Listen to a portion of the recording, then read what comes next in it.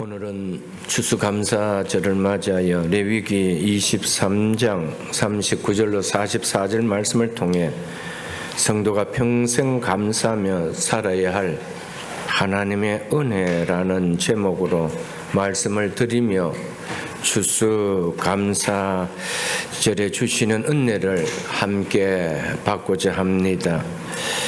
오늘은 2024년 추수감사주일로 특별히 지나온 금년 한 해를 돌아보면 개인과 가정과 신앙 공동체에 베풀어 주신 하나님의 은혜를 기억하며 감사의 예배를 드리는 주일입니다.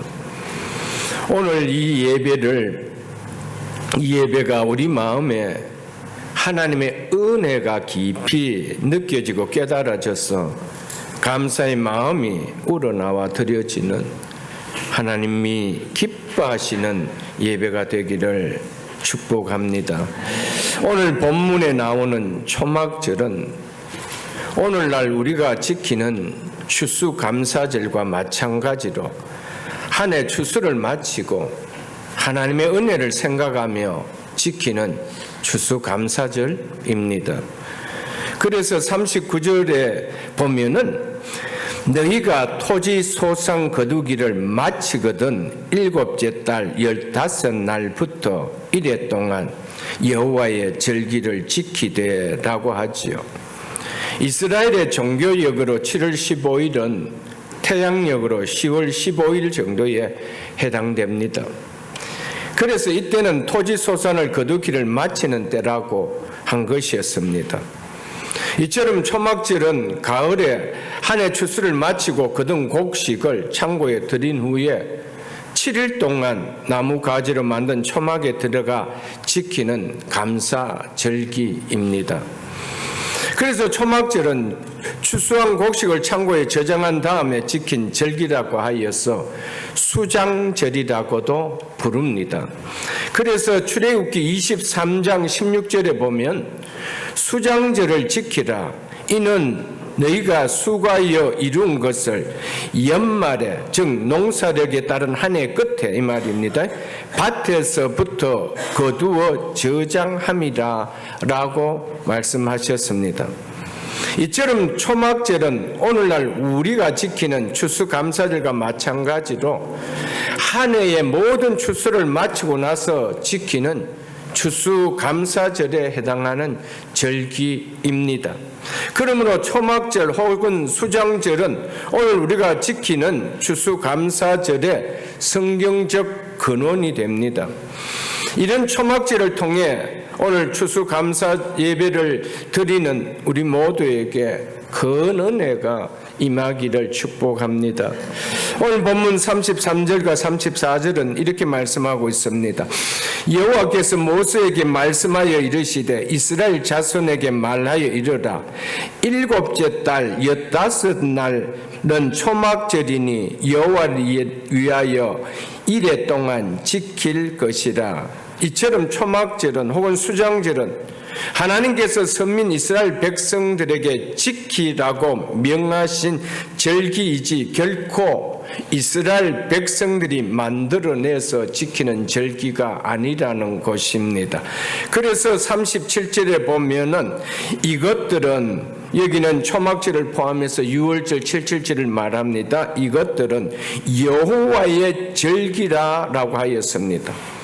여호와의 절기라는 말은 인간이 만들어 스스로 정하여 지키는 절기가 아니라는 말입니다. 하나님께서 정하신 신적 기원을 가진 절기임을 우리에게 말해주고 있습니다. 오늘 본문 42절과 43절을 보겠습니다.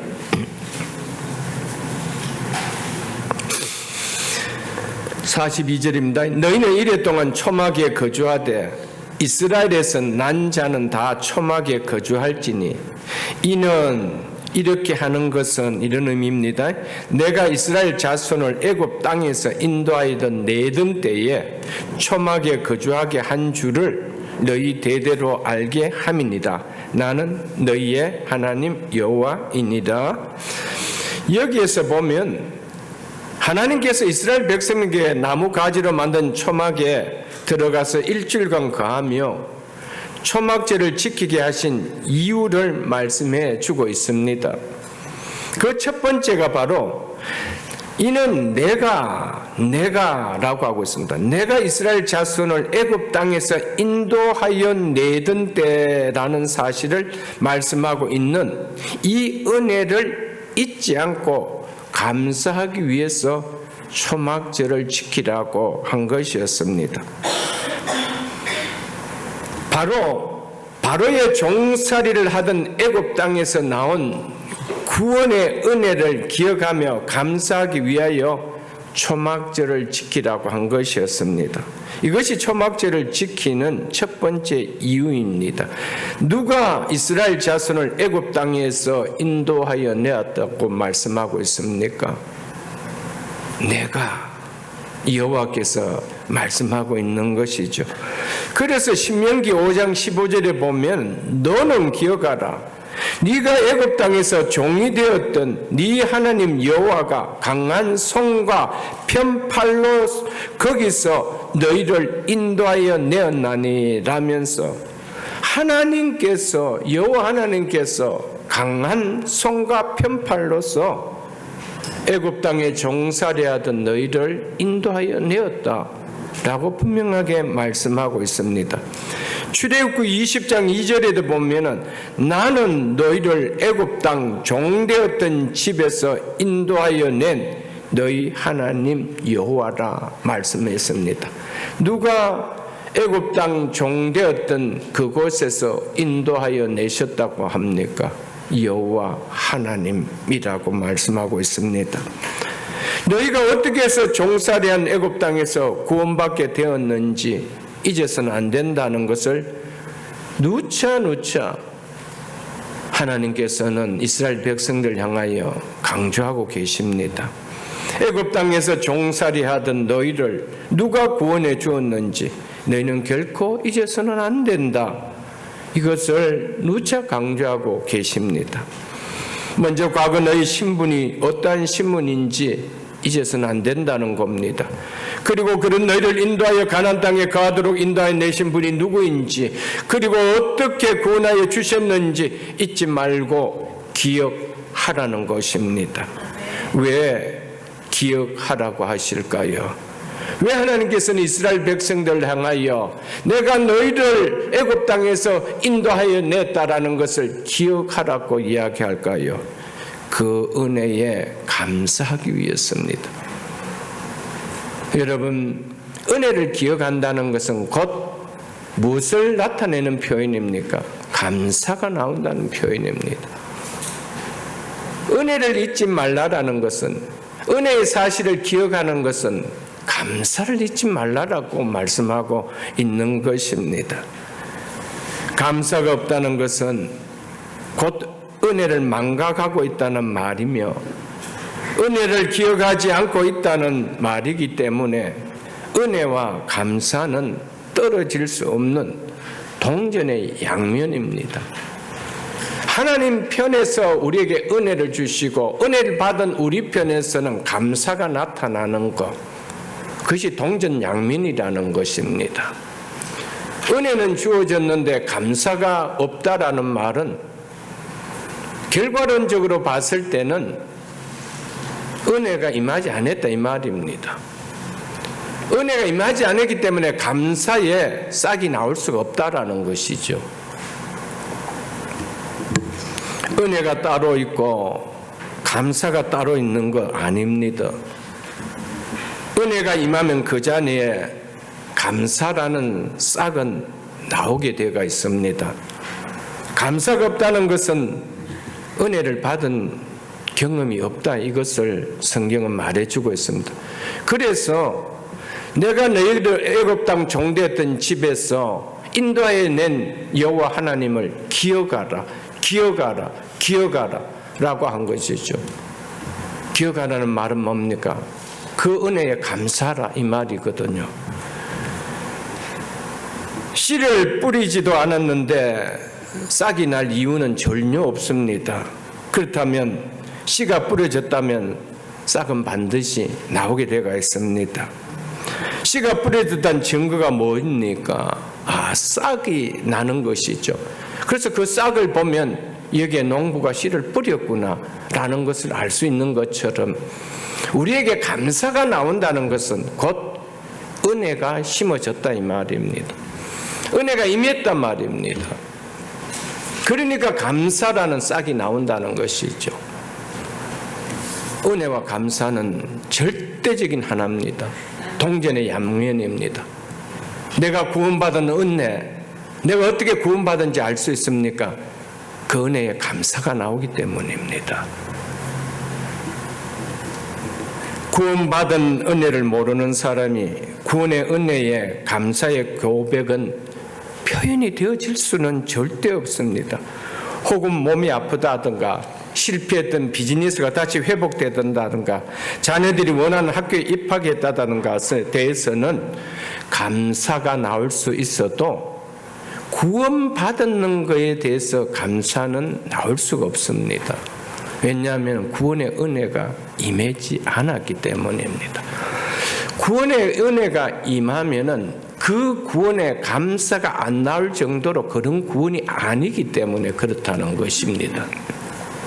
전적으로 하나님의 능력으로 450년간 종살이하던 애굽 땅에서 구원받게 되었음을 기억하게 하고 그 은혜에 감사하는 마음이 일어나도록 하기 위하여 하나님께서는 초막을 짓고 그곳에서 7일 동안 지내며 초막제를 지키게 하신 첫 번째 이유가 여기에 있었던 것이었습니다.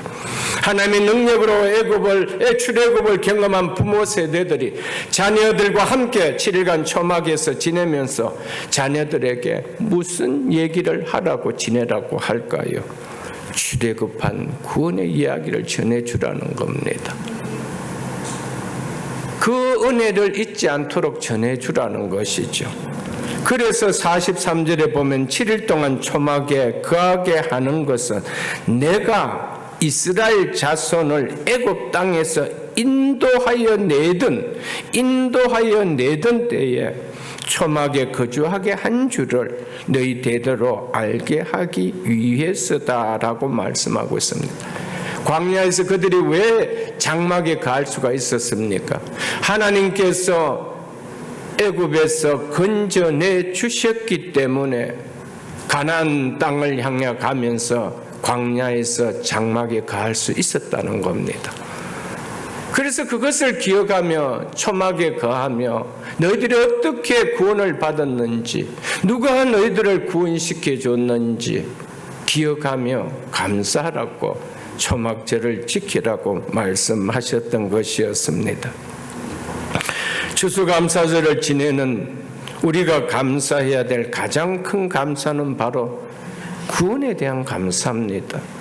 날 구원해 주신 하나님의 은혜에 대한 감사, 날 구원해 주신 하나님의 은혜에 대한 감사, 이것이 우리가 감사해야 될 가장 큰 감사라는 것입니다. 예수가 나의 구원자이심이 고백되지 않은 채 명목상 성도로 교회를 다니고 있는 사람이라면 몰라도 정말 예수가 영원한 죄의 형벌로부터 날 구원하여 주신 구원자이심이 고백하며 믿는 성도가 맞다라면 구원의 은혜가 자신의 인생에서 무관하게 와닿는 모습으로 신앙생활하는 것은 가능할 수가 없는 것입니다. 결코 그 일은 있을 수가 없습니다. 구원을 받은 성도가 맞다라면 내 한평생 살아가는 인생에 있어서 그 구원의 은혜가 내 인생에 미치는 어떤 영향력도 없다라고 여러분 그게 가능할 수 있느냐는 거예요. 우리가 이 땅을 살아가면서 인생의 큰 변화를 받아 살아가는 원동력이 뭡니까? 돈입니까? 지식입니까? 학식입니까? 지위입니까? 구원받은 하나님의 자녀로 살아가는 그 은혜 아니에요, 여러분들. 그런데 그 은혜가 내 인생의 삶에서 어떤 영향력도 미치지 않아. 그래서 그거에 대한 어떤 감사도 내가 나오지 않는다라는 것은 은혜가 임하지 않고서야 그게 가능하냐는 거예요, 여러분들. 우리의 입술로 내가 예수 그리스도를 믿음으로 구원받은 하나님 백성이라고 고백되어지는 고백이 진실한 고백이라면 구원의 감사는 우리의 삶 속에서 베이직한 거예요. 그래서 우리의 찬양동을 불렀잖아요. 무엇이 제일 감사의 첫 감사였습니까? 날 구원해 주신 주 감사. 아멘. 우리의 첫 감사의 제목은 날 구원해 주신 주 감사. 이것이 감사의 첫 감사라는 것을 우리는 잊어서는 안 됩니다. 죄인인 인간에게 구원받지 않고도 성도가 될 수 있는 길이 있습니까? 구원받지 않고도 성도가 되는 길이 있나요? 없잖아요, 여러분.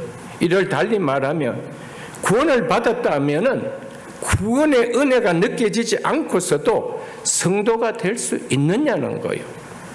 그것은 없습니다. 구원은 우리에게 감사가 안 나올 만큼 미미한 게 아니기 때문에 그렇다는 것이죠.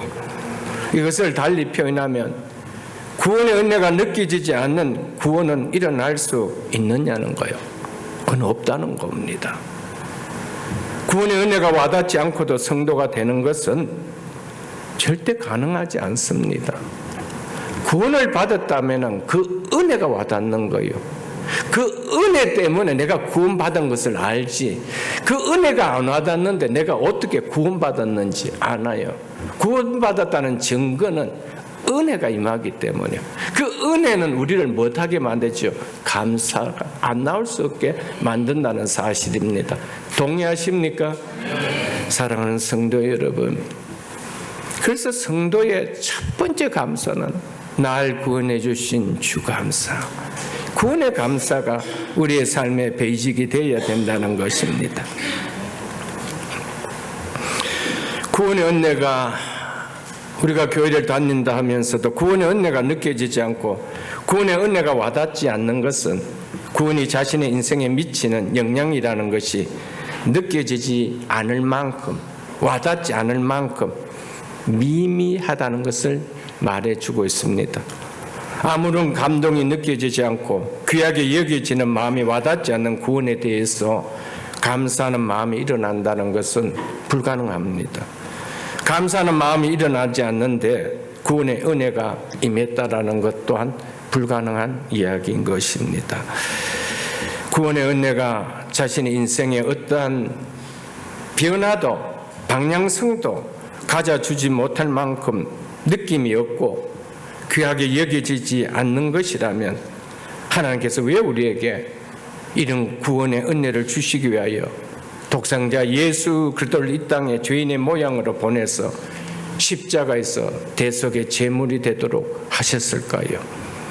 우리에게 어떤 영향력도 미치지 않을 만큼 미미한 것을 주시기 위하여 하나밖에 없는 독생자 아들을 죄인의 모양으로 이 땅에 보내어서 십자가에 살을 찢고 피를 흘리며 죽게 하셨을까요, 여러분들? 우리에게 감사가 일어나지 않을 만큼 미미한 구원을 하나님께서 엄청난 희생을 지불하고 우리에게 주셨겠습니까?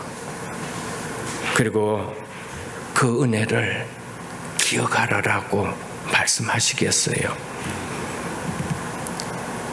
이스라엘 백성들이 출애굽한 그 구원과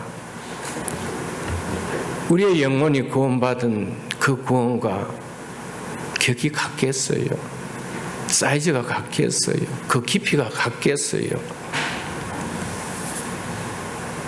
그래서 하나님은 오늘 또 우리에게 구원을 기억하라는 거예요.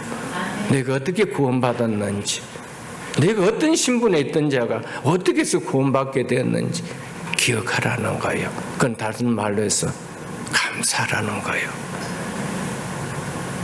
그러므로 비록 교회 안에 있다 하여도 구원의 은혜가 와닿아 본 적이 없는 사람은 교회 생활의 횟수나 직분과 상관없이 마치 기름 없는 등을 들고 신랑을 맞으러 나온 신부의 친구들과 같은 결과를 맞을 수밖에 없는 본질이 없는 명목상 교인일밖에 아닙니다. 내가 교회를 얼마나 다녔느냐를 가지고 내가 어떤 존재냐를 이야기하지 마시고요. 교회에 내가 어떤 직분을 맡고 있고 어떤 포지션을 맡고 있느냐를 가지고 여러분 그것을 이야기하지 마시고요. 우리는 신앙의 본질을 붙들고 있느냐, 구원의 은혜를 내가 담고 있느냐, 이걸 통해서 나의 정체성을 이야기할 수 있는 우리가 되어야 된다는 것입니다. 그래서 데살로니가전서 5장 10절을 보면은 범사에 감사하라. 이는 그리스도 예수 안에서 너희를 향하신 하나님의 뜻이라고 말씀하셨습니다. 그리스도 예수 안에 있다는 이 놀라운 구원이 일어난 사건 하나만으로도 성도에는 얼마든지 범사에 감사하며 살아가기에 충분한 이유가 되기에 범사에 감사하라. 왜냐하면 그리스도 예수 안에서 너를 향하신 이것이 하나님의 뜻이기 때문이라고 말씀했습니다. 그리스도 예수 안에 있다는 그것 하나만으로도 너희는 충분히 범사에 감사할 수 있을 만큼 이것은 놀라운 것이라는 것이죠. 구원의 은혜가 그런 것이라는 겁니다.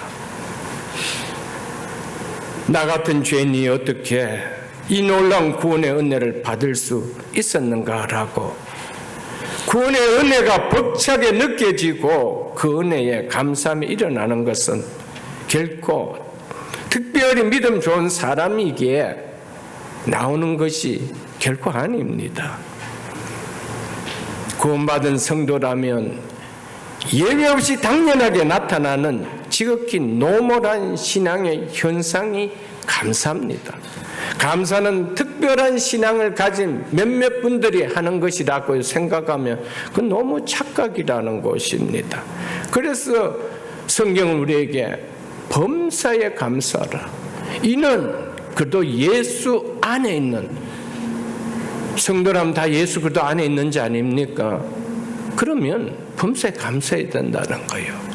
그거 자체가 감사의 조건이라고 우리에게 말하고 있기 때문에 감사는 특별한 사람이 하는 것이 아니고 노멀한 신앙이라는 겁니다. 왜냐하면 사도들이 받은 구원이나 믿음의 선진들이 받은 구원이나 여러분과 제가 받은 구원이 다 동일한, 똑같이 예수 그리스도 안에서 택한 자들 위하여 그리스도께서 십자가에서 보혈을 쏟으신 그 동일한 은혜로 구원을 받았기 때문입니다. 사도 바울이, 사도 베드로가 받은 구원이 다르고 여러분과 제가 받은 구원이 다릅니까? 똑같이 사도 베드로를 위해서, 바울을 위해서, 여러분과 저를 위해서 예수님이 십자가에 쏟으신 보혈은 동일한 보혈입니다. 그 은혜로 우리가 구원을 받았는데 어떻게 감사는 특별한 사람만이 할 수 있는, 특별한 믿음을 가진 사람만이 할 수 있다는 겁니까? 아니옵시다. 동일한 구원을 받은 동일한 은혜예요. 아멘. 성도에게서 감사하면 제일 먼저 무엇보다도, 그래서 구원받은 은혜에 대한 감사가 가장 베이직이 되어야 됩니다. 이게 베이직이 되지 않으면 다른 것 또한 하나님이 행해 주셨다는 생각이 들지 않습니다. 구원의 은혜도 하나님이 해주셨다고 생각되지 않는데 아들과 함께 이 모든 것을 너에게 선물로 주지 않겠느냐는 그 은혜가 우리에게 누려지겠어요, 여러분들. 건강도 내가 열심히 몸을 가꾸어서 내가 지켰다고 여겨지고요. 사업도 내가 성실하게 땀을 흘려서 내가 이루었다고 여겨지지, 하나님의 은혜라는 것은 구원의 은혜가 임하기 전까지는 그렇게 와닿지 않아요. 추수감사절은 막연한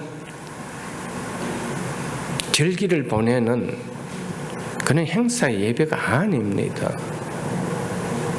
우리는 왜 하나님 앞에 감사하며 살아야 되는지, 잃어버렸던 구원을 다시 회복시켜 주는 거예요. 잃어버렸던 감사의 삶을 다시 회복시켜 주는 거예요. 이 은혜를 우리가 받아야 한 해 한 해가 성도다운 삶을 살아갈 수가 있기 때문이 아닐까요, 여러분들? 구원의 은혜로 인하여 나오는 감사는 우리의 신앙에 있어서 그래서 체질이 되어야 됩니다. 이건 체질입니다. 내가 구원받았구나. 잠자리 속에서도 하나님 은혜 감사합니다. 길을 가다가도 차를 몰다가도 문득 구원을 생각하면 내가 구원받아 하나님의 자녀대로 살아가는 것 너무 감사합니다. 이건 그냥 체질인 거예요, 여러분. 내가 감사해야 되지가 감사가 아니고요. 그냥 체질인 거예요. 이것이 우리에게 일어나야 된다는 겁니다. 성도가 이 땅에서 마지막 임종을 맞을 때 하나님께 올려드려야 될 감사의 고백이 있다라면 여러분 무슨 고백을 하고 여러분 눈을 감겠어요? 마지막 임종을 맞으면서 하나님 앞에 감사의 고백을 하고 세상을 떠나야 되는데 무슨 감사의 고백을 하고 떠나겠어요? 돈 많이 벌게 해주셔서 이 땅에서 잘 살게 해주셔서 뭐 그거 감사하고 가시겠어요, 여러분들? 나 같은 죄인을 구원해 주신 구원의 은혜에 대한 감사의 고백 아닙니까, 여러분? 나 같은 죄인을 구원해 주시고 한평생 구원의 은혜 안에서 예배자로 하늘 소망 가운데 살다가 이제 하나님 나라에서 영원히 살게 해주시니 그 구원의 은혜가 만만 감사합니다 라고 마지막 감사 고백하며 눈을 감는 것이 성도가 할 일이 아닌가요, 여러분들? 그러나 아무리 우리 자신은 예수를 믿는 성도라고 말하여도 평생 한 번도 구원받았다는 그 은혜에 감사해 본 적이 없는 신앙이라면 임종의 자리에서 구원의 은혜에 감사는 결코 나오지가 않습니다. 한 번도 신앙생활 하면서 하나님의 은혜, 구원받은 은혜에 하나님 감사합니다. 나 같은 죄인이 어떻게 구원받아 하나님의 자녀로 살아갈 수가 있었습니까? 이 은혜에 대한 감사가 없는데 마지막 임종 순간에 날 구원해 주신 은혜에 감사합니다. 이제 눈을 감으면 하나님 나라에 하나님 품에 안기게 해주시니 감사합니다. 이 고백이 나올 것 같아요, 여러분들. 내가 눈 감으면 어디 갈지도 몰라가 두려움과 두려움밖에 없을 텐데 왜요? 감사는 확신에서 나오는 거거든요. 그게 한 번도 내 속에서 일어나 본 적이 없는데 여러분 임종에서 그 고백이 안 나온다는 것은 정말 불행한 겁니다. 불행하다는 말보다도 평소에 내 신앙의 본질이 거기서 나타나는 것이죠. 왜냐하면 우리의 신앙의 결론이 어디입니까?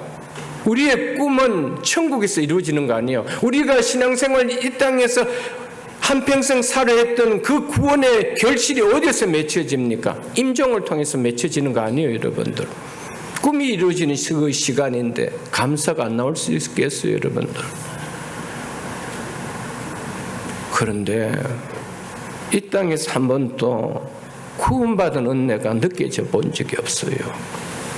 한 번도 그 은혜를 하나님 앞에 진솔하게 기도하면서 예배 가운데 삶 가운데 감사하며 자녀들에게 이 은혜를 함께 나눠본 적이 없는데 죽음의 앞에서 그게 고백이 스스로 고백이 나올 수가 있겠어요?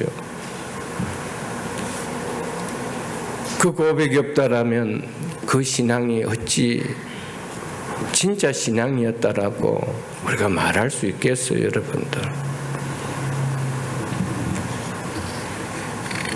그러므로 구원받은 성도에게서 날 구원해 주신 구원의 은혜에 대한 감사가 우리는 안이 나올 수가 없어야 합니다. 성도는 무엇보다도 구원의 은혜에 대한 감사가 체질이 되어야 됩니다. 운동하면서도 생각하면 내가 어떻게 해서 구원을 받았나? 어떻게 해서 하나님의 자녀가 되게 되었고 이 땅에서는 한 평의 땅을 내가 가지지 못하지만 하나님 나라에서 나를 위하여 처소가 예비되어 있는 그 은혜를 생각할 때 하나님 너무 감사합니다. 내가 뭔데 이런 은혜를 받고 살아갑니까? 이게 체질이 되어야 된다니까요. 이어서 43절을 보겠습니다. 43절에 이는 내가 이스라엘 자손을 애굽 땅에서 인도하여 내던 때에 초막에 거주한 줄을 너희 대대로 알게 함이니라. 이것이 초막을 짓고 그곳에서 일주일간 지내며 감사해야 될 두 번째 은혜라는 겁니다.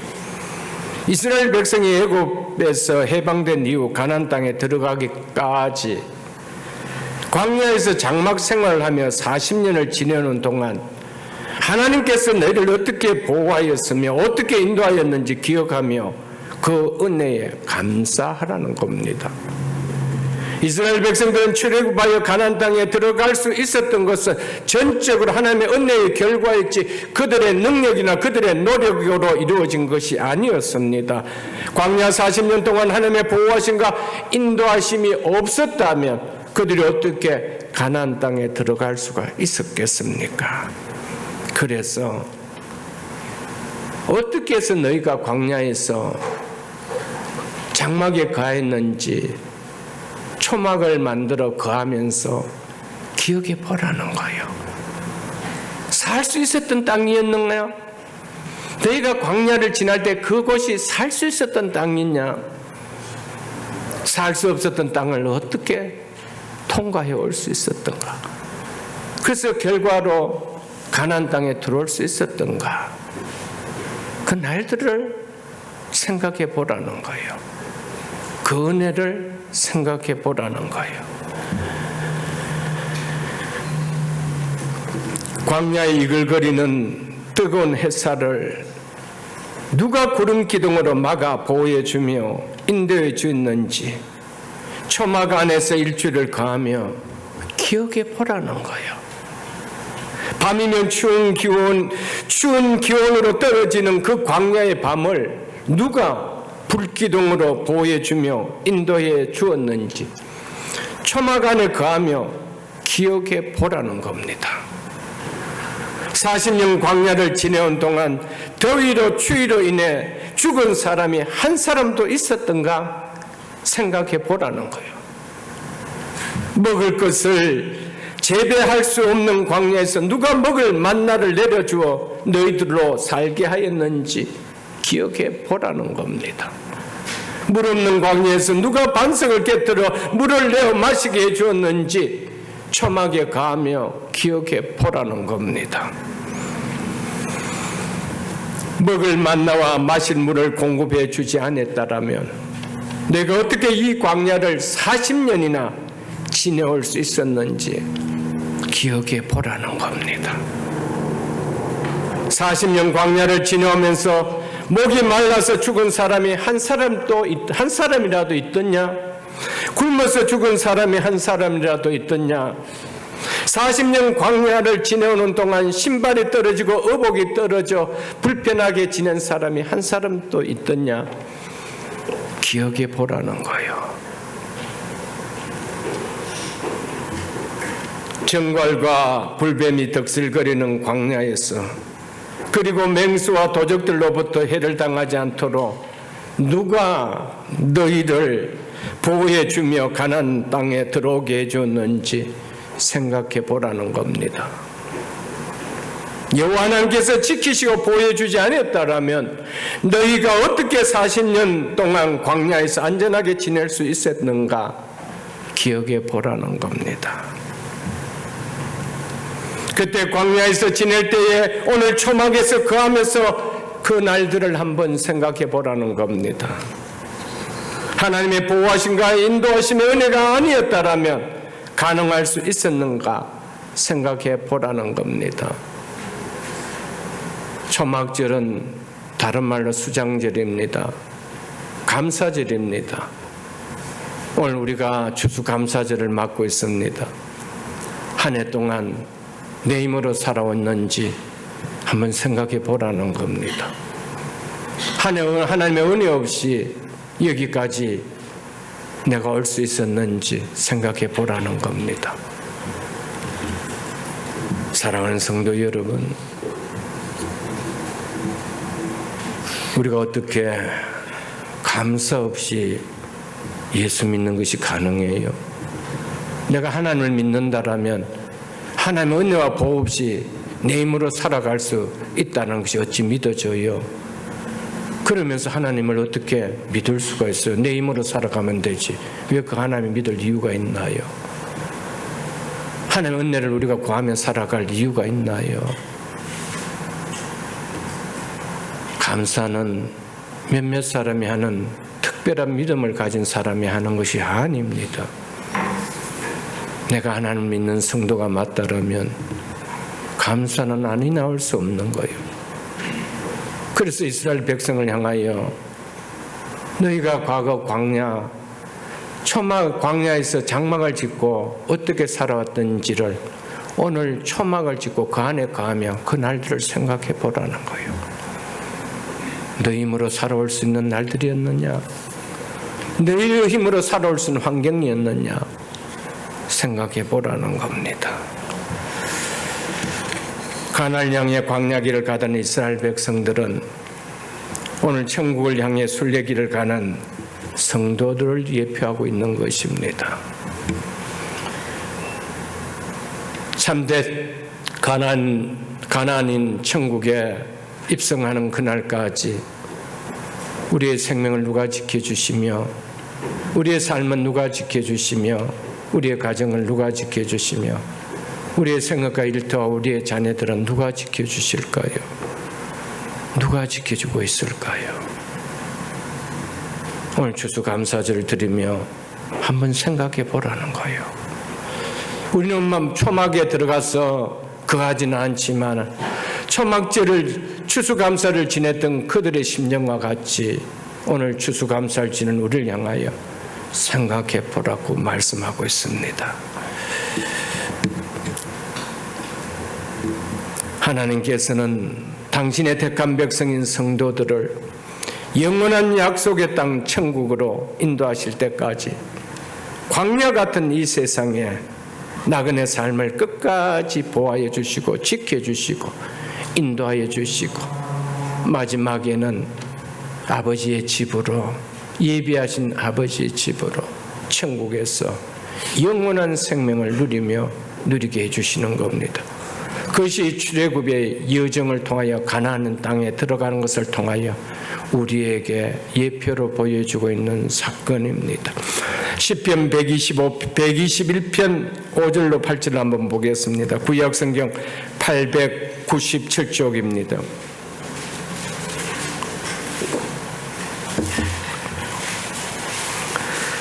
구약성경 897쪽 시편 121편 5절로 8절입니다.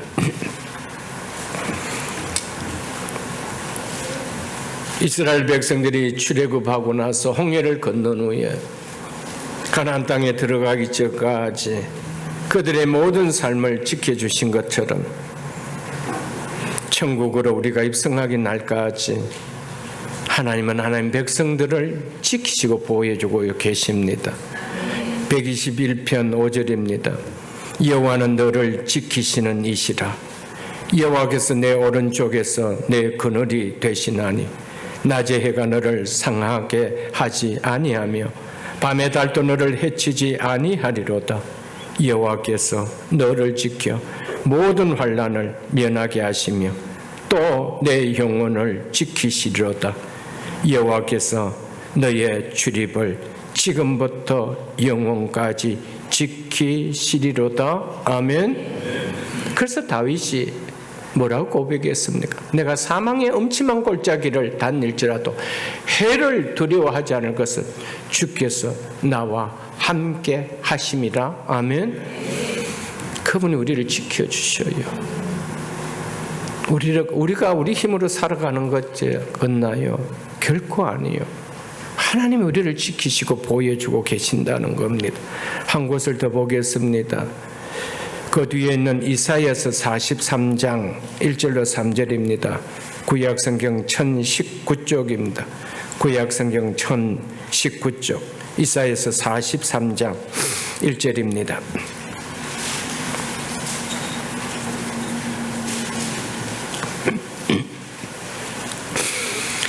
이사야서 43장 1절입니다. 야곱아 너를 창조하신 여호와께서 지금 말씀하시니라. 누가 말씀하신대요? 야곱은 이스라엘의 다른 이름이죠. 이스라엘아, 너를 창조하신 여호와께서 지금 말씀하시네. 여러분과 저는 누가 지어주셨습니까? 누구의 작품입니까? 누구를 통하여 새로운 피조물이 됐습니까? 하나님 아니십니까? 너희를 창조하신 여호와께서 지금 말씀하시니라. 무슨 말씀인지 들어보세요. 이스라엘아, 너를 지으신 이가 말씀하시니라. 너는 두려워하지 말라. 내가 너를 구속하였고 내가 너를 지명하여 불렀나니 너는 내 것이라. 내가 물 가운데로 지날 때에 내가 너와 함께 할 것이라. 강을 건널 때 물이 너를 침몰하지 못할 것이며 네가 불 가운데로 지날 때 타지도 아니할 것이요 불꽃이 너를 사르지도 못하려니 대전하는 여호와 네 하나님이요 이스라엘의 거룩한 이요 네 구원자임이니라. 아멘. 이분 우리 하나님이십니다. 이분이 우리를 지켜주십니다. 어렵고 힘든 상황 속에서도 이분이 우리를 지켜주십니다. 여러분, 이 사실을 잊어버리고 이 하나님을 믿는다고 하면서도 이 하나님과 나와의 관계는 전혀 맺어지지 않고 내가 모든 상황 속에서 내가 나를 지켜나가고 내가 내 가족들을 지키려고 해보십시오. 5년, 10년 뒤에 돌아오는 답이 뭔지, 내가 어떻게 지켰는지 그 결과밖에 나오지 않습니다. 저는 신앙을 좀 깨닫고 나서 가정을 이루고 나가면서 내가 내 힘으로 이 가족들을 이끌어 나가야 되겠지, 그렇게 생각해 보지 않았습니다. 내가 무슨 힘이 있습니까? 제가 무슨 힘이 있습니까? 특별히 미국 땅 낯선 곳에 와서 내 힘으로 이 아이들을 키워 나가야 되지, 내가 보호해 나가야 되지, 생각 자체를 가질 수가 없었습니다. 이 말씀 붙들고 나왔습니다. 어떤 상황 속에서도 하나님이 지켜주신다. 하나님 보호해 주신다. 그 하나님이 나의 아버지시다. 이거 믿고 왔습니다. 하나님 지켜주셨습니다. 보호해 주셨습니다. 내가 지켜나오고 믿음 버리고 내가 지켜나왔다라면 오늘의 나는 없었을 것입니다. 오늘의 우리 가정은 없었을 것입니다. 여러분, 여러분의 생각들, 욕심들을 내려놓으세요. 하나님이 여러분보다 능력이 부족할까요? 그런 하나님을 왜 믿으세요? 여러분보다 능력이 부족한 하나님을 왜 믿으세요? 근데 그 하나님 다 뒤로 밀려버려요. 신앙도 없어요. 내가 소년 가정처럼 두 발 걷고 두 팔 걷고 막 뛰어다니는 거예요. 신앙이야 있든 없든. 여러분, 그 결과가 어떤 결과인지 시간이 지나면은 그게 나와요. 여러분, 그때는 정말 내 눈에 눈물밖에 나올 게 없어요. 이러려고 내가 힘겨워하면서 살아왔던가, 이런 가정을 만들려고 내가 힘겨워하면서 살아왔던가, 그런 눈물밖에 안 나와요. 여러분들, 하나님 믿으세요. 아멘. 우리 하나님 믿는 사람들 아닌가요? 여러분들, 목사가 안타까워서 하는 얘기요, 하나님 믿는 자잖아요. 하나님 믿는 표현하면서 사세요. 하나님 의지하면서 사세요. 하나님 거지가 아니세요. 천지를 당신의 능력, 말씀의 한마디로 창조하신 분이 우리 아버지시에요. 그래서 전능하사 천지를 만드신 하나님 아버지를 내가 믿사오며 우리가 매주 고백하잖아요. 그 고백은 뭡니까? 입술의 고백입니까? 영혼의 고백입니까? 영혼의 고백이 되어야 되죠. 하나님이 여러분을 지켜주십니다. 이스라엘 백성들이 광야를 지난 동안 물 한 모금 나오지 않는 그곳에 목말라 죽은 사람이 있던가 기억해 보라고 이야기합니다. 먹을 것이 없는 그곳에 못 먹어서 죽은 사람이 한 사람도 있느냐? 초막에 거하면서 생각해 보라는 거예요. 못 입어서 못 신어서 발에 병 났는 자가 있느냐? 생각해 보라는 거예요. 여러분, 우리가 하나님보다 앞서니까 하나님이 우리에게 관심을 두지 않는 것이지. 하나님을 앞서 메우고 하나님 제가 따라가겠어요 해보십시오. 하나님 우리를 어떤 길로 인도하실까요? 우리가 앞장서서 가고 하나님 와서 도와주세요라고 하니까 하나님 어떻게 하시겠어요? 그 길이 틀린 길인데 내가 어떻게 도와주겠느냐는 거예요. 근데 우리는 그렇게 살아가고 있다니까요. 하나님 앞서가고 하나님 제가 따라가겠습니다.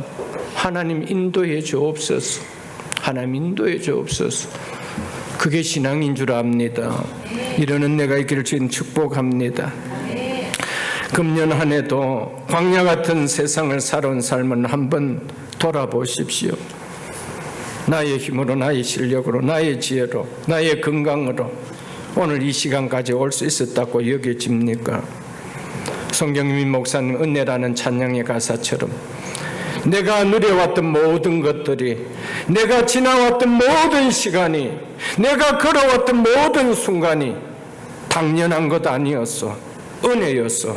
모든 것이 은혜, 은혜, 은혜, 하나님의 은혜라고 이야기하고 있습니다. 당연한 거 아니었다. 그러니까 감사가 나오죠. 당연한데 어떻게 감사가 나오겠어요? 내가 여기까지 온 건강 내가 지켰다고 당연한데 건강 때문에 하나님 앞에 감사가 나올 수가 있나요? 내가 열심히 해서 비즈니스 이만큼 일구었는데 너무나 당연한 일인데 거기에 감사가 나올 수가 있겠어요, 여러분도? 내 가정을 내가 힘겹게 이렇게 일구어냈는데 어떻게 이건 너무나 당연한 일인데 거기에 감사가 나올 수가 있겠으면, 내가 힘겹게 우리 자녀들을 이렇게 키웠는데 그건 너무 당연한 건데 감사가 나올 수 있겠어요? 당연한 것은 감사가 없습니다. 은혜로 깨달을 때만 감사가 나오는 거예요. 당연한 거 아니었어. 은혜였어. 모든 것이 은혜, 은혜, 은혜였어. 아멘? 그래서 10편 116편 12절에 보면 내게 주신 모든 은혜를 내가 여호와께 무엇으로 보답할까? 라고 다윗은 고백했습니다. 성도는 한순간 또 내 힘으로 내 지혜로 살아온 자라고 고백되어질 수 없는 자가 성도입니다. 오직 하나님의 은혜 없이는 살아갈 수 없었습니다 라는 고백이 나와지는 자가 성도가 아닐까요? 금년 한 해도 우리의 모든 삶은 하나님께 보답할 것밖에 없는 하나님의 은혜 속에서 살아온 시간이었습니다. 우리가 생각하지 못하고 살아올 뿐이지 이 한 해 일하면서 살 수 있었던 건강을 누가 우리에게 주셨는지 한번 돌아보십시오.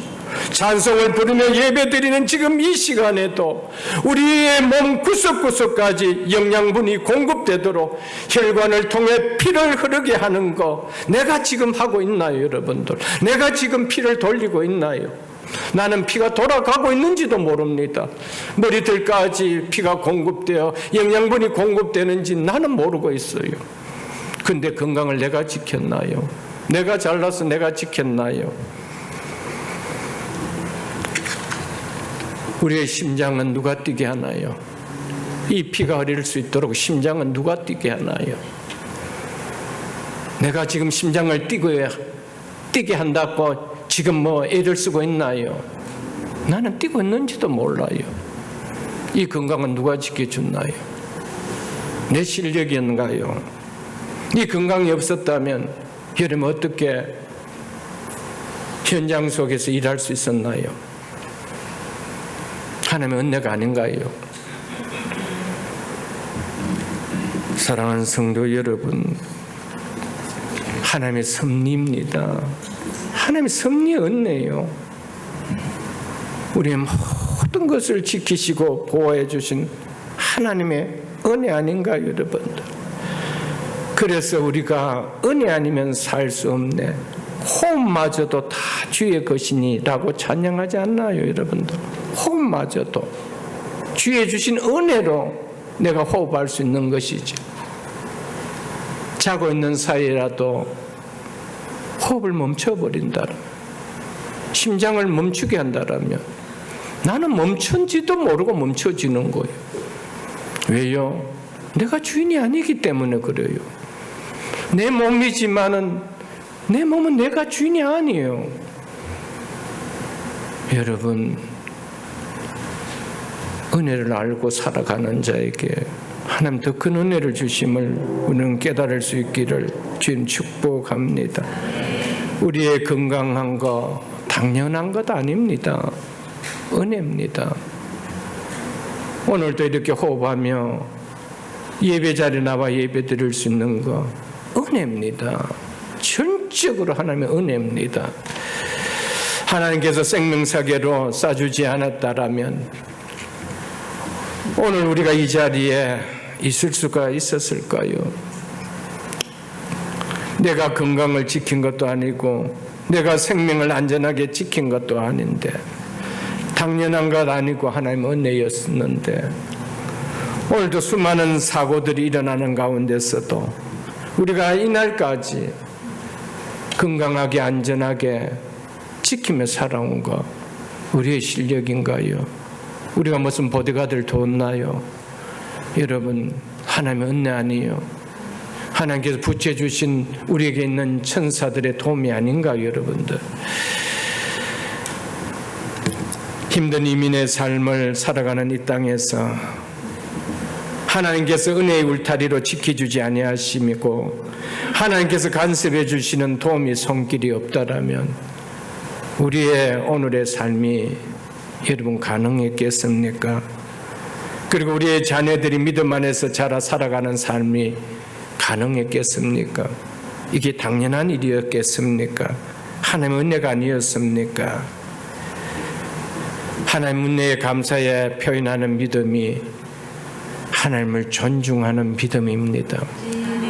하나님의 은혜에 대해서 냉소하는 것은 절대적으로 하나님을 존중하는 믿음이 아닙니다. 하나님은 친히 나를 존중히 여긴 자를 내가 존중히 여기리라고 말씀했습니다. 사무엘상 7장 12절에 보면은 사무엘이 돌을 취하여 미스바와 센 사이에 그 돌을 세워 이르되 여호와께서 여기까지 우리를 도우셨다 하고 그 이름을 에벤 에셀이라 하니라라는 말씀이 나옵니다. 한 해를 돌아보면 오늘 추수감사 예배를 드리는 성도인 우리 모두에게 금년 한 해도 내 삶을, 내 가정을, 내 자녀들을, 주의 교회를 하나님께서 여기까지 도우셨다는 은혜의 누려짐이 있을 줄 압니다.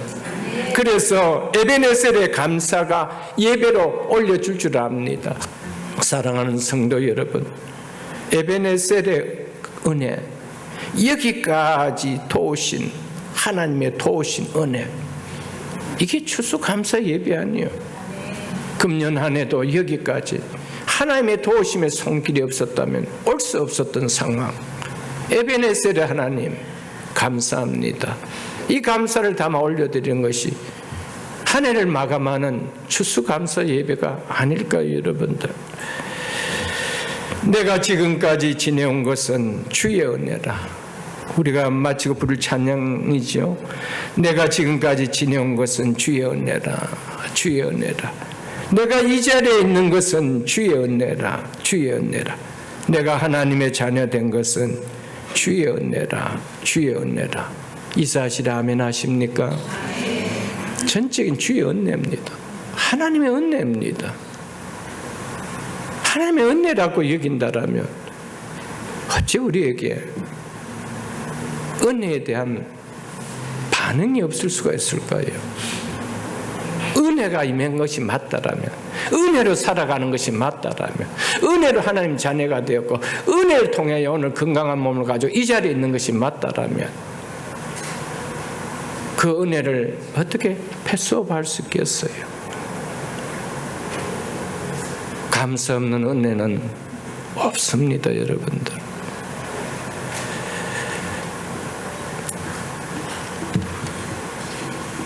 오늘 추수감사 예배를 드린 우리 모두는 구원의 은혜와 함께 우리의 삶을 여기까지 지키시고 인도해 주신 은혜로 인하여 하나님께 감사하는 신앙의 사람으로 예배드리는 우리가 모두 다 될 수 있기를 주님 축복합니다. 이스라엘 백성들은 한 해의 모든 곡식의 추수를 마치고 곡간에 저장한 후 하나님 은혜에 감사했습니다. 이는 추수하고 거두들인 모든 수확이 광야에서 같이 또한 하나님의 은혜임을 알았기에 감사절을 지킬 수가 있었던 것이었습니다. 사랑하는 성도 여러분, 우리가 구원받은 것이 하나님의 은혜가 맞다라면 하나님의 모든 삶도 하나님의 은혜였다는 것이 누려지는 것이 너무 당연하다 이 말입니다.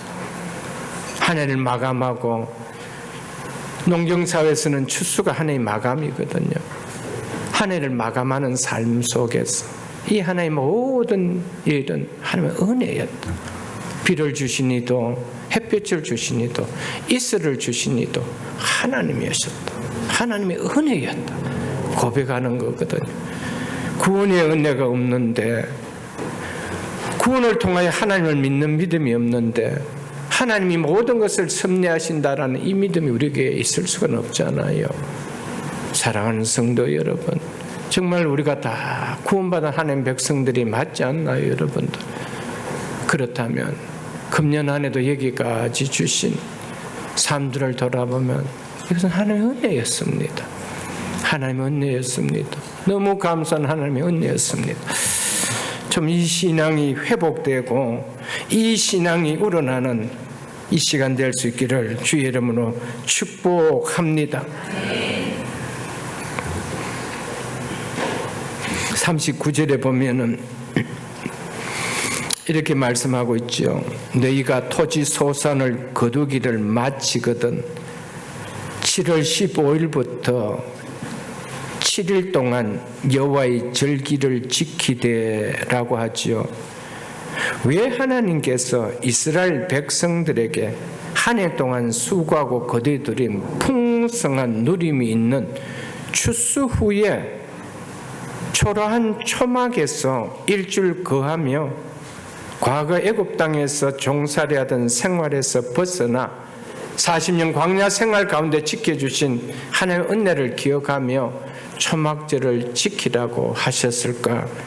그는 이 부분을 조금 생각해 볼 수가 있었습니다. 풍성하게 누려지는 그 추수를 마치고 모든 것을 풍족하게 누리는 곡간 속에 둔 다음에 가장 초라한 곳에 들어가서 추수감사절을 지키라고 합니다. 왜 하나님은 그렇게 하셨을까? 풍성하게 누리는 삶에 도취되어 지난날 하나님께서 어떻게 너희를 보살펴 주시며 어떻게 지켜주시고 인도하여 주셨는지 잊어버려서 안 된다는 것을 상기시키기 위해서입니다. 우리는 자칫 조금만 괜찮게 살면 그 괜찮은 삶에 도취되어 하나님은 온데간데 없는 거예요. 그래서 하나님께서 모세를 통하여 이제 가나안 땅에 들어가면은 광야와는 삶의 질이 달라지는 그들에게 이렇게 말씀하셨습니다. 신명기 6장을 한번 찾아보겠습니다. 신명기 6장 10절입니다. 구약성경 271쪽입니다. 구약성경 271쪽 신명기 6장 10절입니다.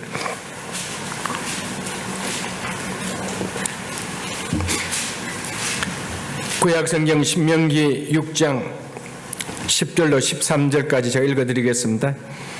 내 하나님 여호와께서 내 조상 아브람과 이삭과 야곱을 향하여 내게 주리라 맹세하신 땅으로 너를 들어가게 하시고 너희가 건축하지 아니한 크고 아름다운 성읍을 얻게 하시며 너희가 채우지 아니한 아름다운 물건이 가득한 집을 얻게 하시며 너희가 파지 아니한 우물을 차지하게 하시며 너희가 심지 아니한 포도원과 감람나무를 차지하게 하사 너희가 배불리 먹게 하실 때에 너희에게 배불리 먹게 하실 때에 너희는 조심하여 너희 애굽 땅 종되었던 집에서 인도하여 내신 여호와를 잊지 말고라고 당부하고 있습니다.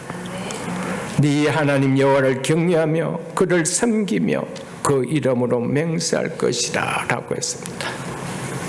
하나님은 언제 하나님을 가장 잘 잊어버리는지 잘 알고 계십니다. 그래서 가장 풍성한 1년에서 가장 풍성한 누림이 있는 수장절에 곡식을 곳간에 채워놓은 그 현장 속에서 그곳에서 절기를 지키지 말고 가장 초라한 초막을 지어 절기를 지키라고 했습니다. 무엇입니까? 과거의 삶을 잊지 말라라는 거예요.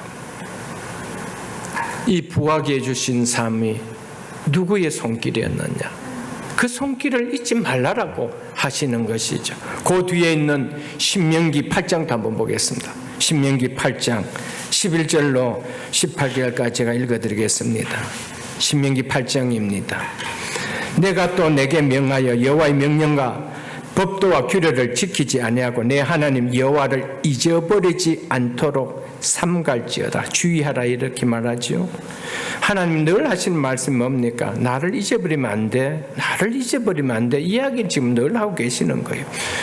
너희가 먹어서 배부르고 아름다운 집을 짓고 거주하게 되며 또 너희 소와 양이 번성하며 너희 은금이 정식되며 너희 소유가 다 풍부하게 될 때 너희 마음이 교만하여 언제 우리 마음이 제일 교만하기 쉽다고 이야기하고 있습니까? 잘 나갈 때, 잘 될 때, 그때는 하나님이 별로 좋은 분이 아니요, 그때는 하나님 잠깐 피해주면 좋으신 분은 느껴질 그런 탐이지. 왜? 이것과 좀 즐기고 싶고, 이것 좀 자랑하고 싶고, 이것 좀 내세우고 싶고, 이것과 마음껏 누리고 싶고, 뭐 그런 때잖아요. 그래서 네 소유가 다 풍부하게 될 때 네 마음이 교만하면 결과가 어떻게 된대요? 네 하나님 여호와를 잊어버릴까? 이겁니다. 교만의 결과는요, 이거 잊어버리는 겁니다. 이제 다음 시간에도 느헤미야에서 보면 이 말씀 그대로 나옵니다. 교만의 결과는 하나님 잊어버리는 거예요. 하나님과 거리를 두고 싶어지는 거예요. 네 하나님 여호와를 잊어버릴까 염려하노라. 그래서 잘 사는 사람들에게 예수 믿자 그래 보십시오. 되게 불편합니다. 너무너무 불편합니다. 그래서 부자가 천국 가는 것이 그렇게 어렵다는 거예요, 여러분. 그거 가지고 누리고 싶은데 하나님 안 믿도 나만 잘 사는데. 그래서 언제 하나님 찾죠? 손을 털게 할 때죠. 놀라운 고백입니다, 여러분들. 그 언제 여러분들 집 나간 둘째 아들이 아버지 집에 돌아왔습니까? 그 손을 다 털어질 때죠. 먹을 주업 열매조차 없을 때였습니다. 우리 잘 살 때는요, 세상 사람한테는 겸손한 것처럼 보여도 하나님 앞에 너무 교만합니다. 절대 하나님 앞에 안 나오려고 그럽니다. 근데 그것을 털어버리면 여러분, 그래서 천부의 의지 없어서 손 들고 옵니다. 손 든다는 건 뭡니까? 난 아무것도 없다는 거예요. 나 아무것도 없다는 거예요. 사랑하는 성도 여러분, 우리 남은 인생은 손 들고 나오는 인생이 아니라 하나님께 주신 복을 안고 나올 수 있는 믿음 될 수 있기를 주님 축복합니다. 그래서 네 마음이 교만하니 네 하나님 여호와를 잊어버릴까 염려하노라. 여호와는 너를 애굽 땅 종되었던 집에서 이끌어내시고 너를 인도하여 그 광대하고 위험한 광야 곧 불뱀과 정갈이 있고 물이 없는 건조한 땅을 지나게 하셨으며 또 너를 위하여 단단한 반석에서 물을 내셨으며 내 조상들도 알지 못했던 만나를 광야에서 먹게 하셨나니 이것은 이 말이죠, 다 너를 낮추시고 너를 시험하 테스트하사 마침내 네게 복을 주려 하심이니라. 그래서 가나안 땅에 와서 이 복을 주셨죠. 그러나 네 마음에 이르기를 내 능력과 내 손의 힘으로 이 재물을 얻었다 말할 것이라 이란다는 거예요. 그 모든 것을 그 앞에 뭐라고 그랬습니까? 다 하나님이 주신다라고 했잖아요. 네가 먹어서 배부르고 아름다운 집을 짓고 거주하게 되고 네 소와 양이 번성하게 되고 네 은금이 정식되고 내 소유가 다 풍부하게 될 때, 아까 6장에서는 그것도 다 뭐래요? 네가 건축하지 않은 아름다운 성읍을 얻게 하고 네가 채우지 않은 아름다운 물건들이 가득하게 내 집에 채워질 때, 네가 파지 않은 우물을 차지할 때, 네가 심지 않은 포도원과 감람나무를 차지할 때 그랬죠. 그런데 잘 되니까 뭐라고 이야기합니까? 내가 내 손의 힘으로 이 재물을 얻었단 말할 것이라.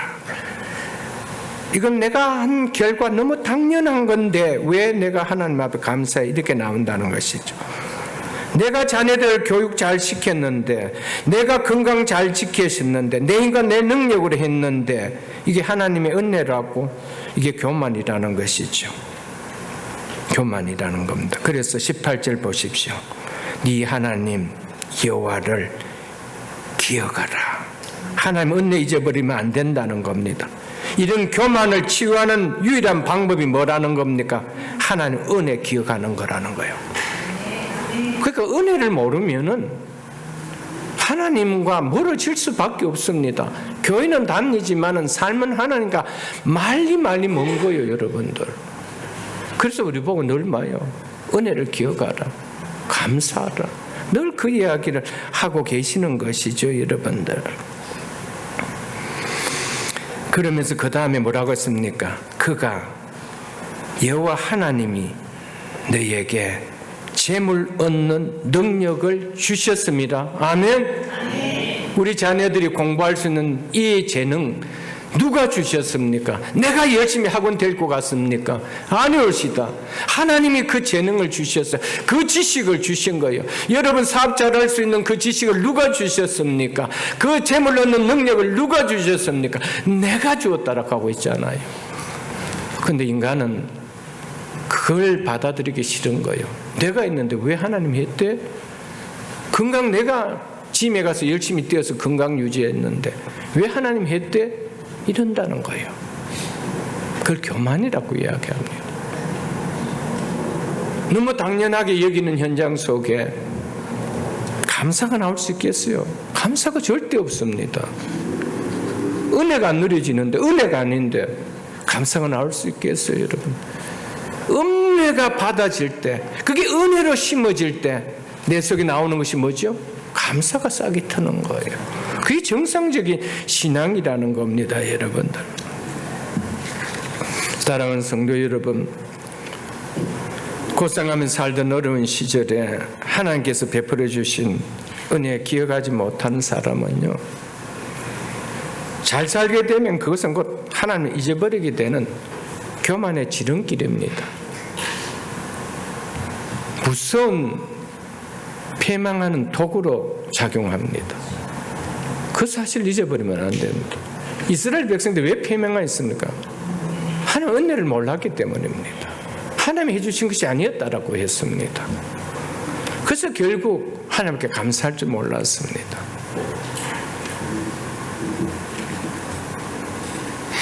사랑하는 성도 여러분, 이것을 깨닫게 하기 위해서 가장 풍성한 추수가 끝난 다음에 가장 초라한 초막에 들어가서 하나님 은혜를 기억하라는 거예요. 여러분 가장 잘 살던 시절이 오면은 여러분 가장 힘들 때 하나님 앞에 기도하며 하나님 내 삶을 도와달라고 했던 그때를 돌아보십시오. 그거 잊어버리면 아무것도 아니요. 아무것도 아니요. 내가 가장 힘들고 어려울 때 하나님 전에 나와 하나님 앞에 무릎 꿇고 하나님 이것 좀 도와주세요. 이것 좀 해주세요. 아이들 몸 아프면 하나님 앞에 엎드려 기도하며 하나님 이 아이 좀 회복시켜 주세요. 살려주세요. 하나님 이 아이 하나님 정말 아버지 하나님 축복해 주세요. 그건 잘 되면 그거 다 잊어버린다니까. 지가 잘 된 줄 알고 내가 잘 키워서 잘 된 줄 알고. 그래서 가장 풍성한 것을 놓고 그것을 버려두고 아웃사이드로 나가 초막을 짓고 거기 가서 일주일 건강하면서 하나님 은혜를 생각하라는 거예요. 이게 추수감사절에 우리가 깨달아야 돼요. 지금 여러분 삶이 어떻습니까? 과거에 힘들고 어려웠던 삶을 꼭 기억하십시오. 그때 하나님 여러분들이 어떻게 간섭하시고 인도해 주셨는가를 기억할 수 있는 우리가 될 수 있기를 주님의 이름으로 축복합니다. 사랑하는 성도 여러분, 미국 땅에서 하나님께 첫 감사를 드렸던 청교도인들의 감사를 우리는 너무 잘 알 것입니다. 그들은 넘치는 풍요 가운데 감사 예배를 드린 것 아니었습니다. 감사할 환경이 되어서 하나님 앞에 감사 예배 드렸던 거 아니었습니다. 반수가 훌쩍 넘는 사랑하는 부모와 사랑하는 형제와 자녀들과 동료 성도들을 차가운 땅에 묻은 아픔 가운데 감사 예배를 드렸던 것이었습니다. 너무나 열악한 환경 속에서도, 극한 어려움의 상황 속에서도 우리의 생명을 지켜주시고 우리의 자녀들을 지켜주시고 우리의 가족들을 지켜주시고 우리의 생명의 터전을 허락하신 하나님의 손길에 감사하며 감사 예배를 올려드렸습니다. 추수감사 예배는 금년 한 해 삶이 풍부해져서 풍성해져서 기쁨이 넘치는 삶의 환경이 되어서, 그래서 추수감사 예배를 드리고 예물을 드리는 거 아닙니다. 청교도 성도들처럼 힘들고 어려운 상황 속에서도 지금까지 지내온 것이 하나님의 은혜임을, 내가 오늘 이 자리에 예배 드릴 수 있는 것이 하나님의 은혜임을 감사하는 예배였습니다. 감사로 시작된 미국의 역사에 어떻게 하나님께서 화답했는지 이 땅을 살아가고 있는 우리가 너무 잘 보고 있지 않아요, 여러분들? 그들이 미국 땅에 올 때 금 캐려고 미국 땅에 온 거 아니었습니다. 자녀들 교육 잘 시키기 위하여 미국 땅에 온 거 아니었습니다. 그들이 이 땅에 와서 제일 먼저 한 모습을 통하여 그들은 왜 이 땅에 왔는지 자기들이 하나님 앞에 증거했습니다. 제일 먼저 한 것은 예배당 지은 것이었습니다. 자기 처소를 짓기 전에 먼저 예배당을 지어 하나님 앞에 예배드렸던 그들이었습니다. 하나님은 그 후손들을 축복해 주셨습니다.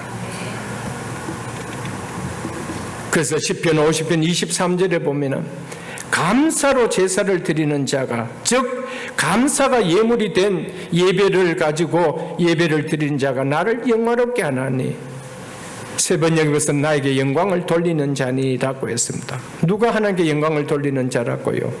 감사하는 마음으로 예배를 드린 자가 나에게 영광을 돌리는 자들, 그의 행위를 옳게 하는 자에게, 즉 바른 길을 걷는 자에게.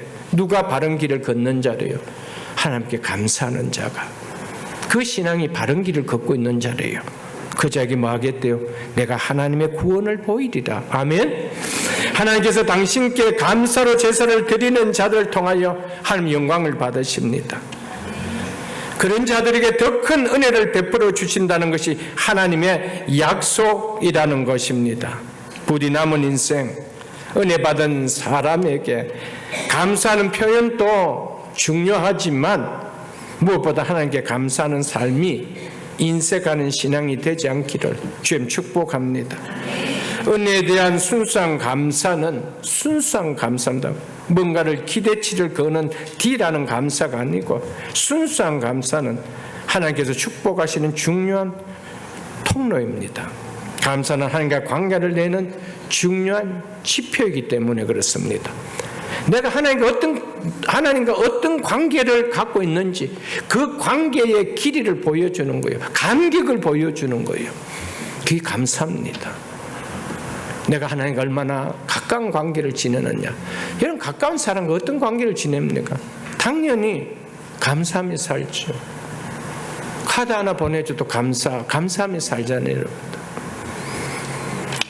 하나님과의 관계는 감사가 표현해 주는 거예요.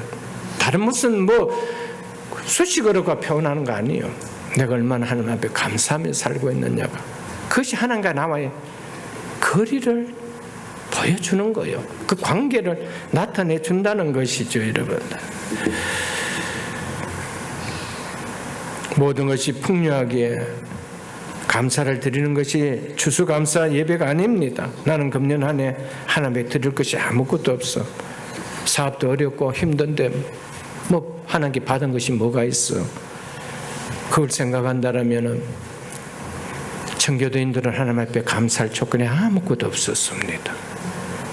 가족들이 죽었는데, 형제들이 죽고, 함께 배를 타고 신앙을 지키게 한 성도들이 배 안에서 다 죽고, 그의 추위를 안에서 병들어 죽었는데, 그들 차가운 땅에 묻고 있는데 무슨 감사가 나오겠어요?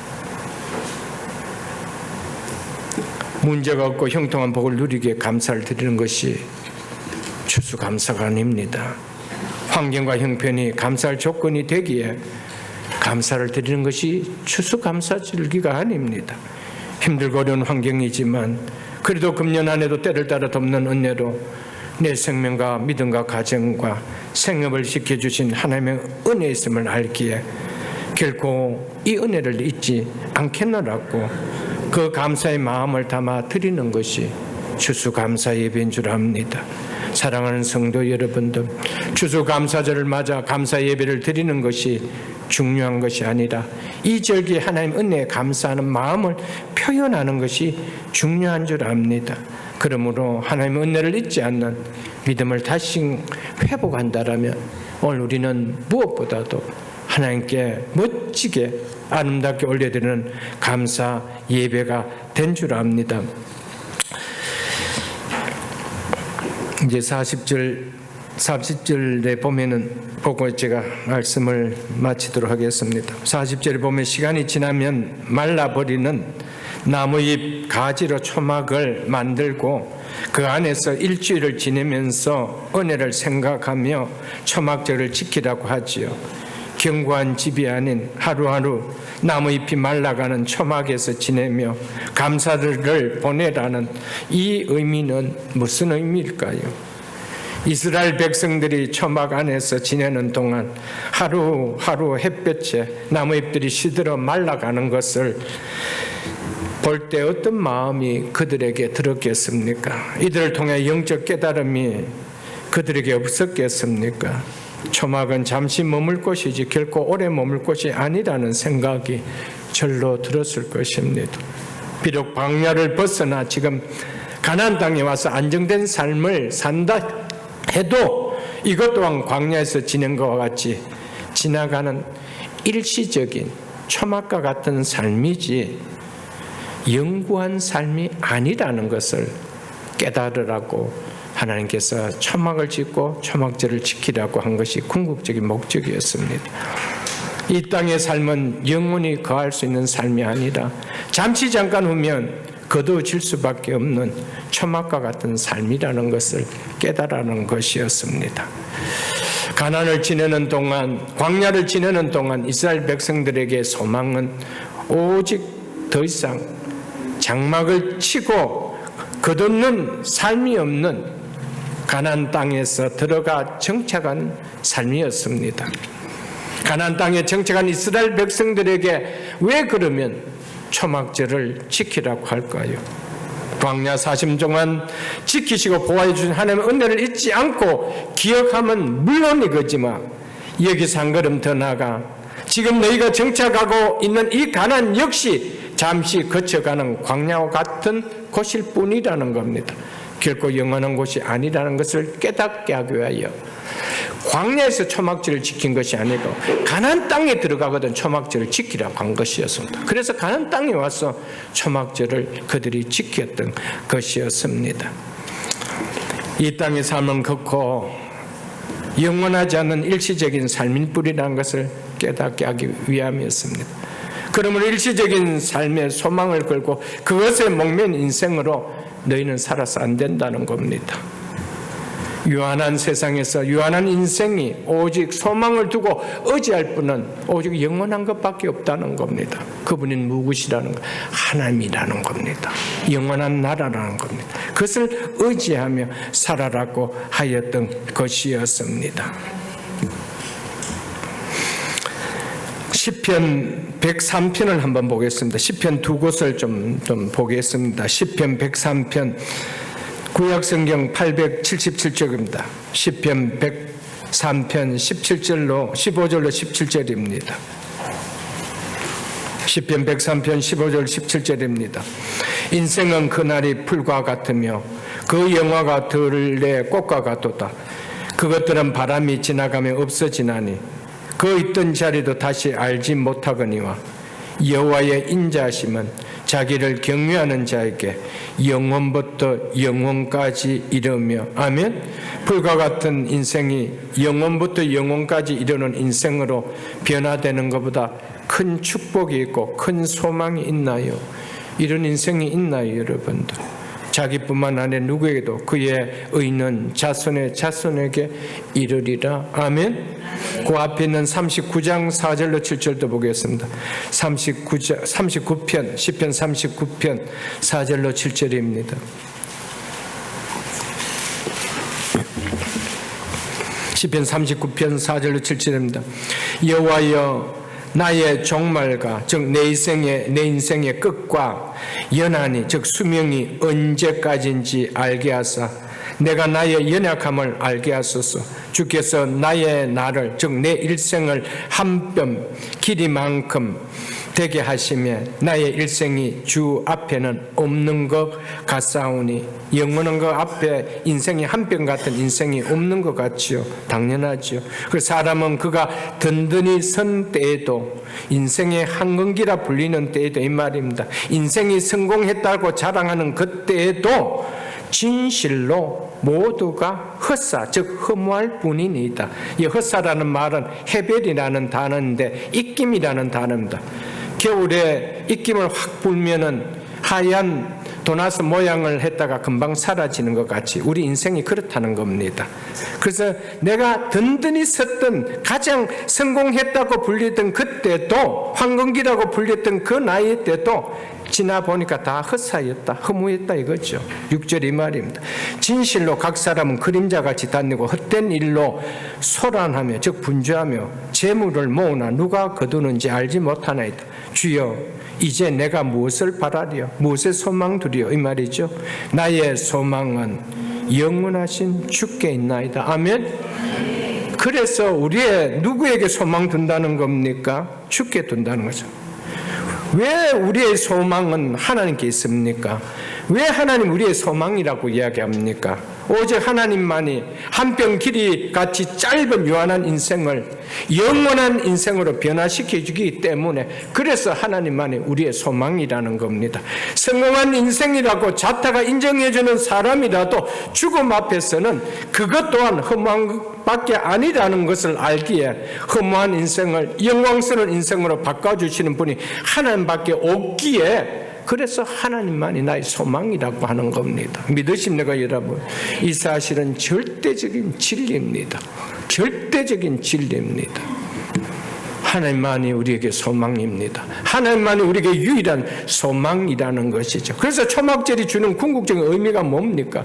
하나님의 백성이 우리를 하여금 영원하신 하나님만을 의지하고 그분만을 소망케 하기 위함이라는 겁니다. 마지막 고린도후서 5장 1절을 보고 말씀을 마치겠습니다. 고린도후서 5장 1절입니다. 신약성경 290쪽입니다. 290쪽. 고린도후서 5장 1절입니다. 신약성경 290쪽입니다. 만일 땅에 있는 우리의 장막집이 무너진다는 말이 뭡니까? 결코 영원하지 않다는 말을 표현하고 있는 것이죠. 그래서 장막집은 우리의 육신의 몸을 비유한 말입니다. 우리의 육신의 몸은 결코 영원한 것이 아니라는 겁니다. 무너진다 이 말입니다. 그러면서 이어서 하나님 무너지면 어떻대요? 하나님께서 지으신 집, 곧 손으로 지은 것이 아니요 하늘에 있는 영원한 집이 우리에게 있는 줄 아느니라. 아멘. 무너지는 것과 무너지지 않은 영원한 것과를 대비시키고 있는 거예요. 무너진 인생이 누구를 의지하는 것만이 소망이라는 겁니까? 영원한 분만을 의지하는 것이 소망이라는 것을 우리에게 말해주고 있습니다. 초막절이 주는 궁극적 의미는 바로 하나님 백성인 우리로 하여금 영원한 집을 소망하며 이 은혜에 감사하게 하기 위해서라는 것을 우리에게 말해주고 있는 것입니다.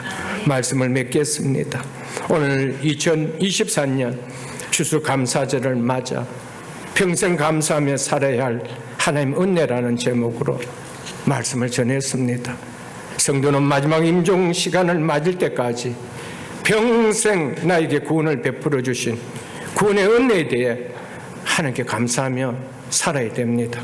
성도는 세상 떠날 때까지 이 땅에 살 동안 나의 모든 삶을 지켜주시고 인도해 주신 에베네셀의 은혜에 의해 하나님께 감사하며 살아야 합니다.